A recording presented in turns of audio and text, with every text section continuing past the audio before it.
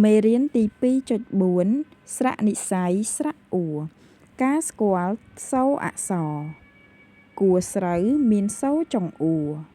ខួរមានសូរចុងអ៊ូការស្គាល់តួអក្សរខួរមានសូរចុងអ៊ូ1 2 3 4ស្រៈអ៊ូសូមកូនៗយកក្តារឈ្នួនមកសរសេរស្រៈអ៊ូទៅតាមចលនានីមួយៗឲ្យបានត្រឹមត្រូវការអានព្យាង្គកអ៊ូគួរខអ៊ូខួរចអ៊ូជួរឆអ៊ូឈួរព្យាង្គជួរដេកកអាកាកអេកេកអីកៃកអឺកើកអឺកើ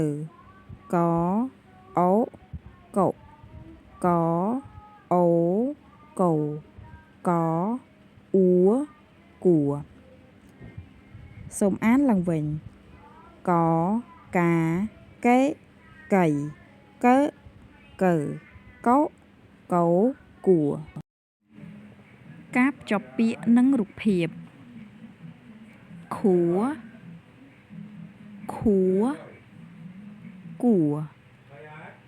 សូមបងប្អូនយកដៃចង្អុលពីពាក្យទៅកាន់រូបភាពខាងលើខួរខួរគួរការអានអត្ថបទខ្លីកឆៃកកោកឆាក្តាមកឆៃខួរក្តាមកឆៃកកោ